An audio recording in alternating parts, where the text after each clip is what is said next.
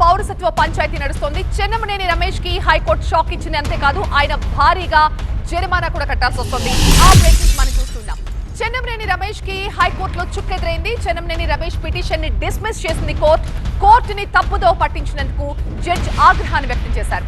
ఇక విచారణ సందర్భంగా కోర్టుకు ఆయన తప్పుడు సమాచారం ఇచ్చారు, ఫేక్ డాక్యుమెంట్లు సమర్పించారు రమేష్. 30 లక్షల జరిమానా విధించింది చెన్నమనేని రమేష్ కి హైకోర్టు.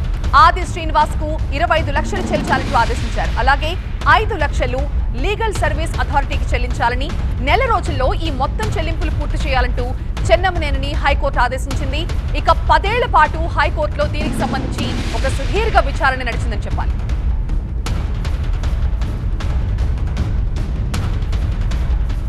కేఎం రాజశేఖరన్ గానుగ నూనె బిజినెస్ చేస్తూ నెలకి లక్షల్లో సంపాదిస్తున్నారు. మీరు వారి నుండి నేర్చుకోవాలా? అయితే ఫ్రీడమ్ యాప్ని డౌన్లోడ్ చేసుకోండి. మరింత సమాచారం మా ప్రతినిధి ప్రణీత అందిస్తారు. ప్రణీత, 2009లోనే చెన్నమనేని రమేష్ భారతీయ పౌరసత్వం కలిగి లేదు అనేటువంటి ఆరోపణతో అప్పుడు చెన్నమనేని రమేష్ గెలుపొందిన తర్వాత సెకండ్ ప్లేస్లో ఉన్న ఆది శ్రీనివాస్ 2009లో మొదట ఈ పిటిషన్ దాఖలు చేశాడు. సో ఆ పిటిషన్పై సుదీర్ఘంగా విచారించి కేంద్రానికి గతంలో హైకోర్టు ఆదేశాలు జారీ చేసింది.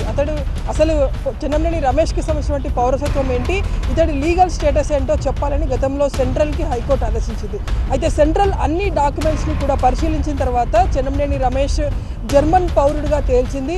అయితే ఆ జర్మన్ పౌరుడిగా తేల్చినటువంటి సెంట్రల్ డిక్లరేషన్ను చెన్నమనేని రమేష్ హైకోర్టులో సవాల్ చేశాడు. సో సుదీర్ఘంగా చెన్నమనేని రమేష్ వేసినటువంటి పిటిషన్ పైన చాలా సందర్భాల్లో వాదనలు జరిగాయి. సో చాలాసార్లు ఆయన తను జర్మన్ పౌరుడిని కాదు, ఇండియన్ పౌరుడిని అనేటువంటి కొన్ని డాక్యుమెంట్స్ని సైతం కోర్టుకు సబ్మిట్ చేశాడు. అయితే సబ్మిట్ చేసినటువంటి డాక్యుమెంట్స్లో కొన్ని ఫేక్ డాక్యుమెంట్స్గా కోర్టు అభిప్రాయపడింది. దీంతో పాటు కోర్టుని తప్పుదోవ పట్టించడమే కాకుండా కోర్టుకు తప్పుడు సమాచారం ఇచ్చి ఫేక్ డాక్యుమెంట్స్ని కోర్టుకు సమర్పించినందుకు హైకోర్టు తీవ్ర ఆగ్రహం వ్యక్తం చేసింది. ఈరోజు ఫైనల్ జడ్జిమెంట్ని ఈ కేసులో కోర్టు ప్రకటించింది.